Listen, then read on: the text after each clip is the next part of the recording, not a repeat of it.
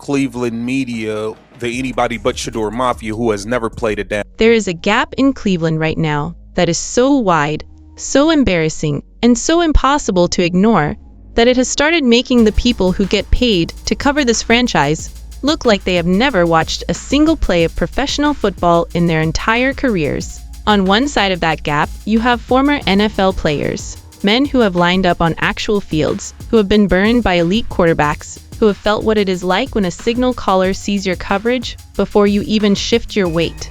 These are the men who watched Shedeur Sanders in that training camp and came away with their jaws on the floor. On the other side, you have the local Cleveland media, the people who have never played a down, the people who cannot define a bang route, the people who made their decision about this quarterback competition before the pads ever came on. And here is the question I need you to sit with before we go any further. Before we get into the plays, the internal voices, the money, and the machine running against this asset, I need to know where you stand right now. Drop it in the comments. Yes or no? Do you believe the local Cleveland media has already made up their mind about Shedeur Sanders before he ever took a live snap? Yes or no? Drop it right now. Because by the time this video is over, your answer might be very different than it is at this moment. And a person who doesn't even know what a bang route is.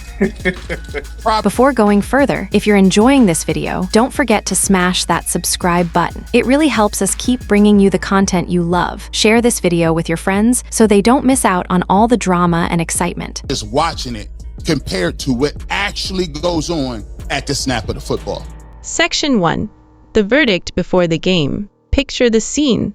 Shedeur Sanders walks into Cleveland as a rookie. He has not played a single regular season snap in the NFL. Not one. The pads are not on. Nobody has made contact. We are talking about training camp in its most elementary, most stripped down form. T-shirts, shorts, walkthroughs, the kind of practice where you cannot even evaluate a quarterback's pocket presence because there is no pocket, there is no pressure, there is no defense flying at his face. 2 days into that environment, the local Cleveland media had already reached their verdict. Competition over. Hand the job to Deshaun Watson. Story closed. Let that land for a second. 2 days, t-shirts and shorts, no live reads, no pass rush, no actual football, and the people whose entire job is to evaluate this franchise had already decided that the most significant quarterback asset the Browns have drafted in a generation was not worth a fair shot at the competition. Now, to understand why that is so staggering, you have to understand what evaluating a quarterback actually requires. You cannot assess a signal caller's processing speed when there is no defense to process. You cannot evaluate his decision-making under pressure when there is no pressure. You cannot judge his ability to read pre-snap coverage keys when defenders are standing around in shorts at half speed. The entire skill set that separates an elite quarterback from a backup level 1 operates under conditions that do not exist in t-shirt and shorts practice. Every single coach, every former player, every personnel evaluator who has spent time inside an NFL organization will tell you the exact same thing. You do not know anything about a quarterback until the pads come on and the live reads start happening. Before going further, if you're enjoying this video, don't forget to smash that subscribe button. It really helps us keep bringing you the content you love. Share this video with your friends so they don't miss out on all the drama and excitement. Local Cleveland media does not seem to have gotten that memo. And what makes this even more revealing is not just how fast they moved, it is what they moved toward. Because the conclusion they reached within 48 hours was not let the competition play out. It was not, we need more information. It was a specific conclusion with a specific winner. Deshaun Watson, a quarterback who, by any objective measure, represents one of the most painful, complicated, and financially destructive decisions in recent Browns history. That was the man they were crowning before Shedeur Sanders ever took a snap under pressure. Now, here's where it starts getting interesting. Reports began surfacing almost immediately that voices inside the Browns organization were telling a completely different story. Not leaks designed to undermine anyone, but the kind of quiet, consistent internal feedback that signals something real is happening. People who actually watch this asset work every single day, coaches, staff, evaluators with skin in the game, were pushing back against the narrative that was being built outside the building. The message coming from inside was consistent and it was unmistakable. Shedeur Sanders looks good. Not fine, not serviceable, good. The kind of good that makes a front office begin the slow, careful process of preparing the public for an announcement they know is going to surprise people who have only been consuming local media coverage. Think about what that means in practical terms. You have an organization on one side quietly building toward a conclusion based on what they are actually seeing. You have the media class on the other side publicly committed to a narrative based on 2 days of practice that could not have revealed anything meaningful about anyone. Those two tracks are going to collide. And the only question is when. But before we get to that collision, there is something you need to understand. Something foundational. Something that makes everything else in this story make sense. And it comes down to a single number. 4. From a defensive side of the ball. What does that mean? I just told you all that. I guarantee you the average media person do not know what I just told you. So therefore, for me... Before going further, if you're enjoying this video, don't forget to smash that subscribe button. It really helps us keep bringing you the content you love. Share this video with your friends so they don't miss out on all the drama and excitement. Section 2. The 4 reads nobody talks about. 4 reads. That is the number. Lock it in right now because it is going to come back every single time you think you understand where the story is going. When a quarterback walks up to the line of scrimmage in a professional football game, the clock is already running, not the game clock, his internal clock. In the time between the snap of the football and the moment he has to either throw, move, or eat the ball, a quarterback at the NFL level is cycling through a pre-snap evaluation, a post-snap confirmation, and a live progression read, all simultaneously, all in under 1 second from the moment the play develops. Here's what that actually looks like in real time. Pre-snap, he is reading the safeties. Where are they aligned? Are they at 15 yards in a too-high shell, or are they creeping toward the box suggesting cover 1? He is reading the cornerbacks. Are they in press technique or off coverage? Which direction are they shading? Is the boundary corner playing outside leverage or inside leverage? He is identifying the movement player, the linebacker or safety who, depending on where they shift at the snap, is going to tell him whether this is a zone or man coverage. He is cataloging all of this information in a matter of seconds before the ball is snapped, and he is running it against the play call to determine which of his progression reads is most likely to be opened before the play even starts. Then the ball is snapped. Now, the pre-snap picture he built has to be confirmed or abandoned in real time as defenders rotate into their post-snap assignments. Everything he thought he knew about the coverage has to be verified in the first half second of the play because defenses lie. Coordinators design their pre-snap looks specifically to deceive quarterbacks into thinking they are seeing one thing and then rotating into something completely different at the snap. So the quarterback has to hold his pre-snap read loosely, confirm it quickly, and then make his decision. All of this is happening while he is executing his drop, feeling the pocket around him, identifying where any potential pressure is coming from, and processing the initial routes developing in front of him. And then, if his first read is not open, he moves to his second. If his second is not there, he moves to his third. If his third is bracketed, he moves to his fourth. 4 reads, 1 second, 1 shot. This is what separates a starting quarterback in the NFL from every other level of football that has ever existed. It is not arm strength. Every quarterback who makes it to this level can throw the football. It is not athleticism. The league is full of athletic quarterbacks. It is this: the cognitive processing speed required to see everything, evaluate everything, and make the right decision in under a second every single time against defenses designed by some of the most brilliant football minds in the world, specifically to prevent you from doing exactly that. Now, here is the question that makes this entire conversation about the local Cleveland media so damning. If you cannot define a bang route, if you have never been coached on coverage rotations, if you have never stood in a film room and had a defensive coordinator explain to you exactly what the movement player's pre-snap alignment tells you about the coverage shell, Can you actually evaluate whether a quarterback is processing his 4 reads correctly? The answer is no. And there is a former player who just proved it in the most devastating way imaginable. Before going further, if you're enjoying this video, don't forget to smash that subscribe button. It really helps us keep bringing you the content you love. Share this video with your friends so they don't miss out on all the drama and excitement. Section 3. The bang route that broke the argument. Here is the play. And I want you to pay close attention because this is the moment where the entire argument of the local Cleveland media collapses under the weight of actual football knowledge. Shedeur Sanders takes a snap in practice. Across from him in coverage is Jalen Ramsey.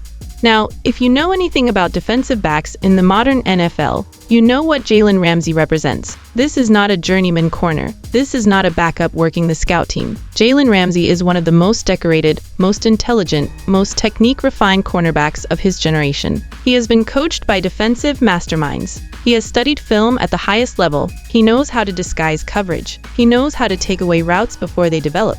He knows how to bait quarterbacks into throws that are not there. And Shedeur Sanders read him before the ball was snapped. Here's what happened in the specific sequence that a former player broke down in detail. Shedeur gets to the line and he is reading the coverage. He sees a too-high safety look. Both safeties are sitting back at depth, which tells him the corners are likely playing with outside leverage in a zone or a specific man coverage assignment. He identifies Ramsey's positioning relative to the receiver running the bang route. The bang route, for anyone who needs context, is an 8-yard out-breaking route run from a reduced split. It is a timing route. It is designed to hit a specific window based on the corner's leverage, and Jalen Ramsey was sitting on it. Ramsey had preloaded his weight in the direction of that route. He was ready for it. He had read the formation and made his own pre-snap decision that the bang route was coming. Shedeur saw all of this. He saw Ramsey's leverage. He saw the shade. He saw exactly where Ramsey's weight was loaded and in which direction he was ready to break. And instead of throwing into what would have been perfect coverage, he pump faked. Ramsey flew. A corner who has burned quarterbacks for over a decade, a corner who has made a career out of being a step ahead of the throw, bit on the pump fake and broke out of his assignment. And when he did, Shedeur did not force the throw into the vacated space. He moved through his progression, second read, third read, fourth read, processing in real time, deciding in real time, and when nothing presented itself cleanly, he threw it away. He protected the football. He did not take a sack. He did not force a dangerous ball. He went through 4 reads in under a second, made Jalen Ramsey look foolish on a pump fake, and then correctly discarded the play rather than manufacture a turnover. The local Cleveland media watched that sequence and questioned his ability to read a defense. A former player who has been in NFL locker rooms, who has been coached by NFL defensive coordinators, who has spent his career being on the other side of plays like that one, watched the same sequence and said the opposite. He said this, and I want you to really hear this because it is important. He said he did not even know, from a defensive standpoint, what had happened in that play until it was explained to him. He said the level of processing that Shedeur demonstrated in that single sequence was advanced enough that he was learning from it. A man who played the game at the highest level, learning something about quarterback play from watching Shedeur Sanders execute a pump fake on Jalen Ramsey. And then that same former player turned around and said something that should permanently close the debate. He said he guarantees you the average media person does not know what he just described. Not suspects, guarantees. That is a man who has been inside the game, making a direct, on-the-record statement that the people talking the loudest about what Shedeur Sanders cannot do not possess the basic knowledge required to evaluate what they are watching. Can a person who does not even know what a bang route is properly say that Shedeur Sanders cannot read a defense? No. And that is not a talking point. That is the logical conclusion of a gap in knowledge so wide that it has started reshaping the entire conversation around this quarterback competition. The former players see what is happening. The coaches inside the building see what is happening.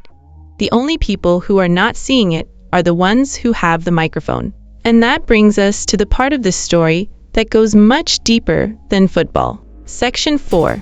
The machine running against him. This is the part the local Cleveland media does not want to talk about, because this is where the football conversation stops and the institutional conversation starts. and the institutional conversation is where the real story lives.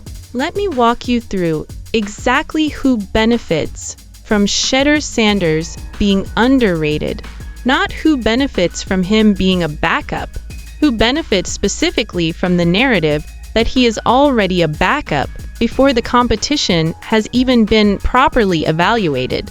Because when you follow that question to its logical conclusion, the picture you get is not flattering for anyone involved.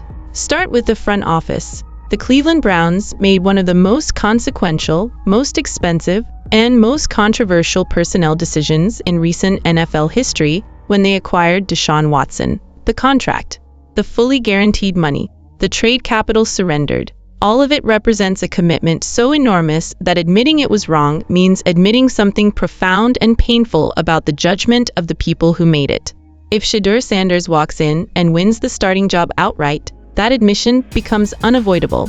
There is no way to spin, we gave that guy a fully guaranteed contract, and now a rookie is starting ahead of him as anything other than a catastrophic organizational failure at the decision-making level. So the front office has a structural incentive to manage the optics of this competition very carefully, not necessarily to rig the outcome, but to control the narrative around it in a way that softens the blow when the inevitable conclusion arrives. And part of managing those optics is allowing the local media class to run a Watson is the guy narrative for as long as possible, because every day that narrative holds is another day the front office does not have to publicly reckon with the cost of the decision they made. Now move to the media class itself. Here is the dynamic that almost never gets discussed honestly in sports media coverage. The local reporters who cover an NFL franchise are not independent observers. They are embedded in a relationship with the organization that requires ongoing access to function. Quotes, press conferences, training camp credentials, one-on-one availability with coaches and players. All of it flows from the team's willingness to provide access, and all of it can be restricted or cut off when the relationship sours.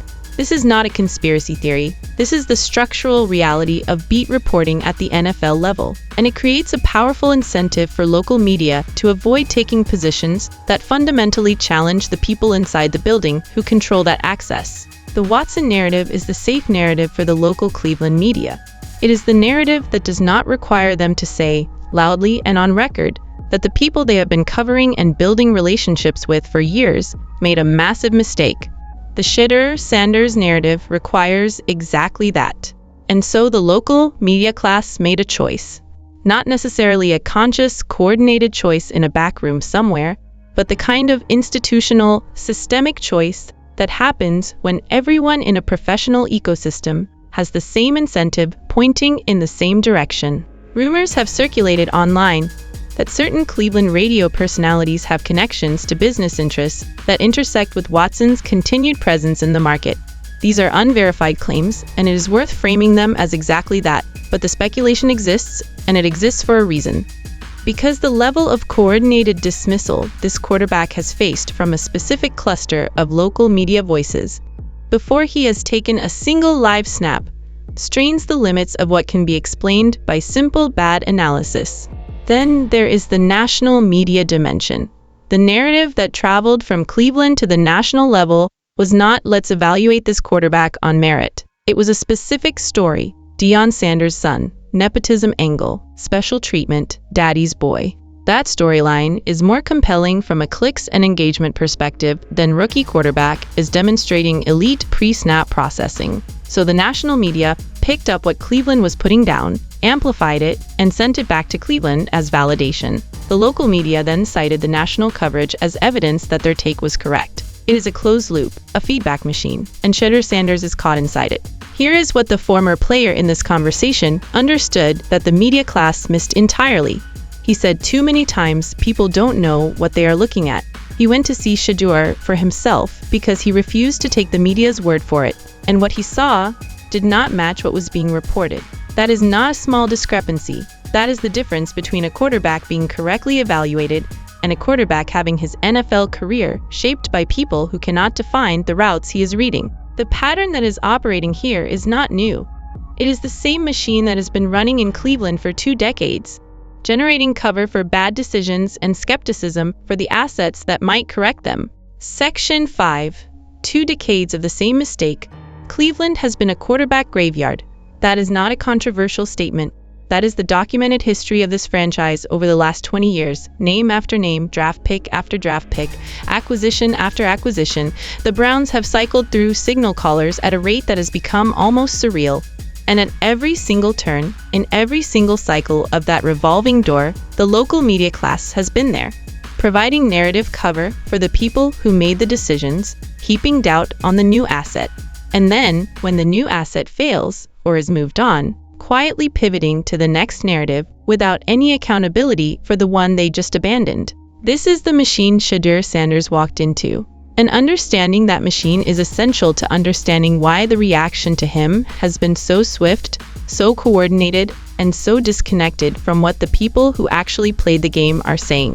Think about what a franchise does to its fan base when it mismanages the most important position in professional sports for 20 consecutive years. It creates a particular kind of exhausted cynicism, a learned helplessness around the quarterback position, a muscle memory of disappointment so deep that the default response to any new quarterback asset is not excitement but preemptive grief. The fans have been conditioned by 2 decades of failure to expect failure. And the local media, which feeds on and reflects that conditioned fan base, has absorbed that expectation into its DNA. So when Shedeur Sanders arrives, the emotional reflex of the local media class is not to ask whether this one might be different. The emotional reflex is to find the reasons why he will not be, because being right about another Browns quarterback failing is safe. It is the expected outcome, it carries no professional risk. But being wrong about a Browns quarterback succeeding, being the person who said he couldn't when he could, that is the story people remember. Except the media class in Cleveland has discovered something over 2 decades of being wrong about quarterbacks. Nobody holds them accountable. There is no mechanism for accountability in sports media for being wrong about a player's ability. You can dismiss a quarterback for 6 months, watch him go on to demonstrate exactly the qualities you said he didn't have, and then simply move on to the next take without ever being asked to answer for the previous one. The permanent record is short in sports media. The news cycle moves fast, and the next controversy is always right around the corner. Shedeur Sanders is not the first quarterback this machine has tried to consume, but here is what might be different this time. The former players are louder, the internal voices are more consistent, and the organization itself appears to be further along in its evaluation than the local media realizes. Now, there is one more dimension to this story that the local Cleveland media is almost certainly not discussing. And it is the dimension that matters most from a pure business standpoint. Section 6, the economic engine they are standing in front of.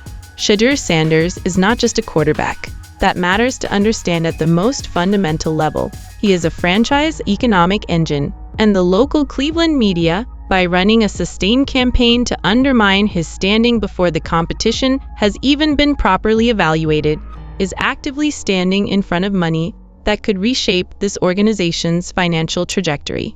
Think about what this market looks like when Shedeur Sanders is the story. The jersey sales start before training camp ends. The national media attention that has been largely dismissive or focused on the nepotism angle flips the moment he takes a meaningful snap in a meaningful game and performs at the level the former players are describing. The casual fan in Cleveland, the person who stopped paying close attention during the Watson years because the product was impossible to root for, comes back. Because Shedeur Sanders is a compelling character. He is interesting. He has a built-in narrative that extends beyond football. He has a social media presence that connects with a demographic the Browns have been losing for years. And the ripple effects extend beyond the immediate. A franchise quarterback who performs at the level people inside the building are suggesting changes the entire economic calculus of the Browns organization.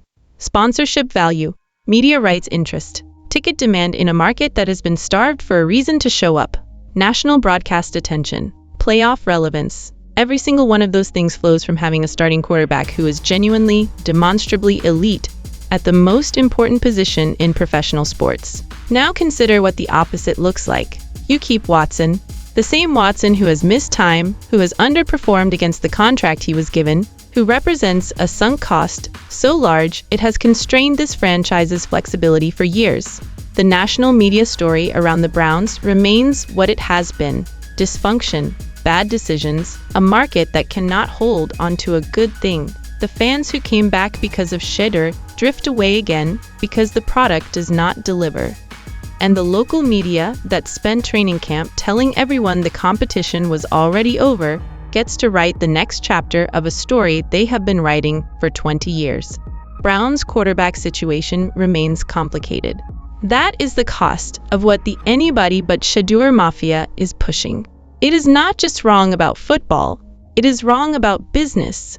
It is wrong about what this franchise needs to become relevant again in a market that has enormous latent demand for a reason to believe. There is a growing conversation online, speculation at this point, and worth framing as such, that the Browns front office is further along in their internal decision than any public statement has indicated. The word coming from people close to the organization, not confirmed but consistent enough to note, is that the coaching staff has seen enough. That the evaluation is essentially complete, that what remains is the management of the public announcement and the protection of whatever operational value the competition format still provides. If that speculation has any basis, it means the local Cleveland media is not just behind the story. They are about to be spectacularly, publicly, on the record wrong about the biggest story in their market. And they are going to have to account for that in the only way the media class knows how, by pretending it never happened and pivoting to the next take. But before that pivot arrives, there is something worth understanding about why this moment feels different from every other time a Browns quarterback controversy has played out. Section 7. Why the inside voices are getting louder. Something is happening inside the Cleveland Browns building that does not happen often in NFL organizations. The internal voices are not staying internal. In a league where organizational secrecy is treated almost like a religious practice, where coaches and staff are trained from day one to say nothing publicly that gives any information to any opponent, the fact that consistent feedback about Shedeur Sanders is filtering out of the building through multiple channels is itself a significant data point. Organizations leak when they want something known.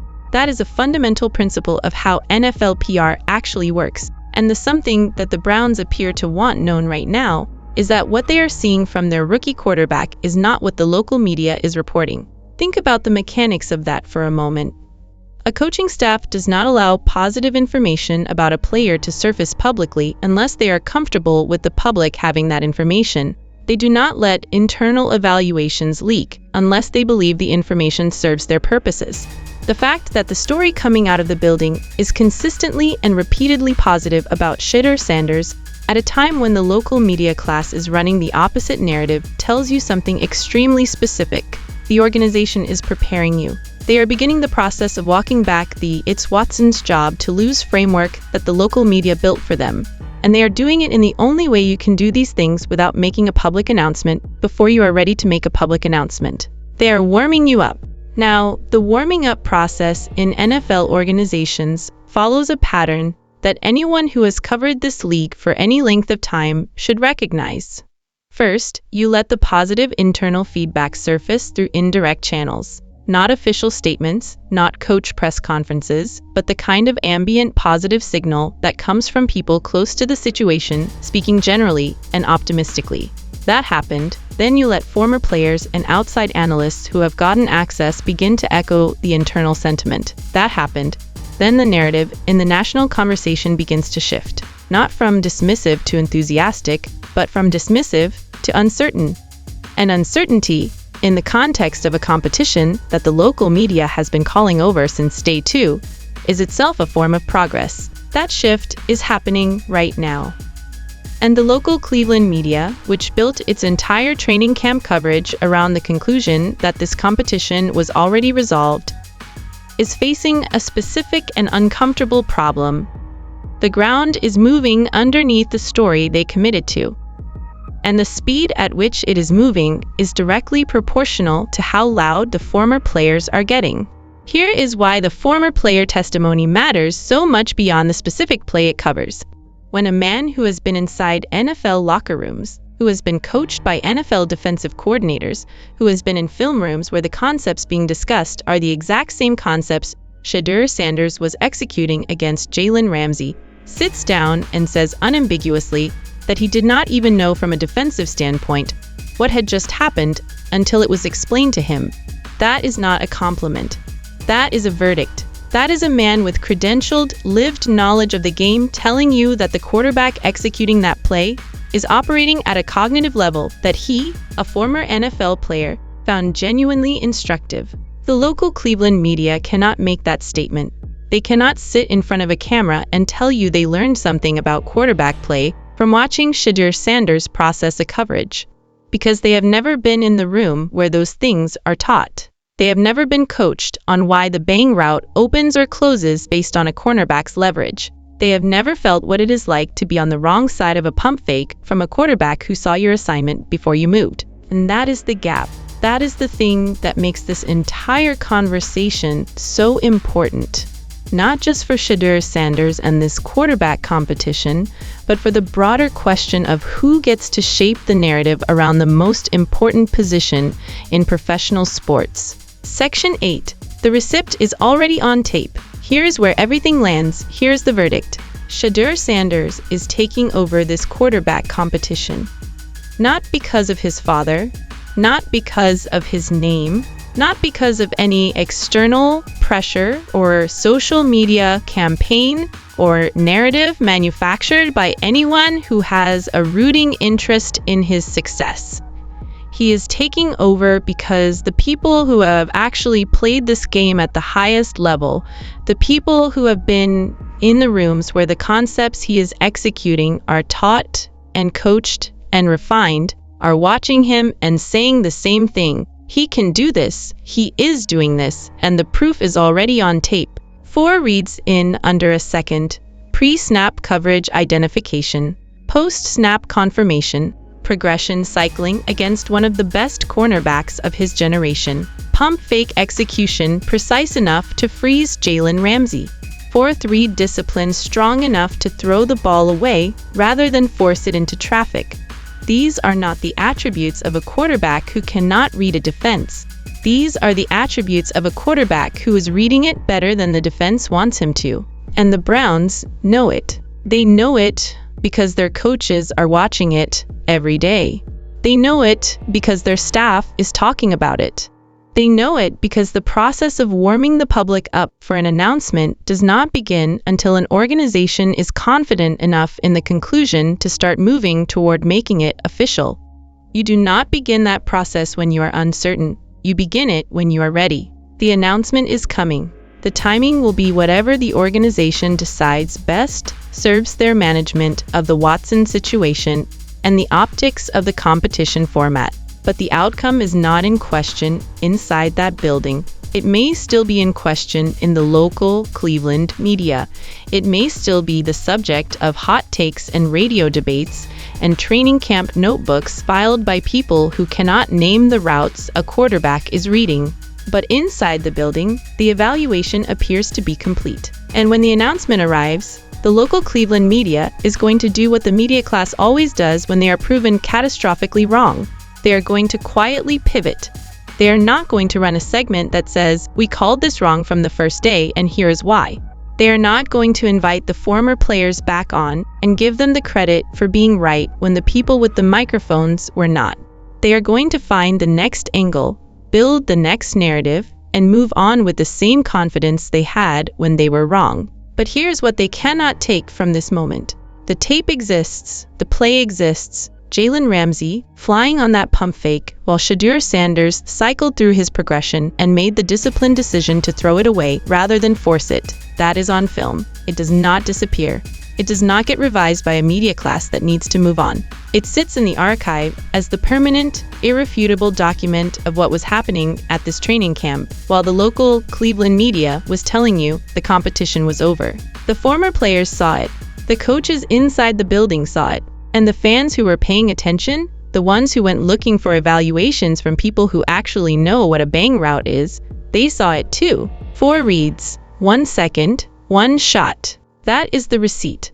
And by receipt, I mean the kind of evidence that does not get argued away when the results start matching what the people inside the game have been saying all along. The anybody but Shedeur Mafia had the microphone. The former players had the knowledge. And the tape has the truth. Every single time those three things have been in conflict in sports history, the tape has won.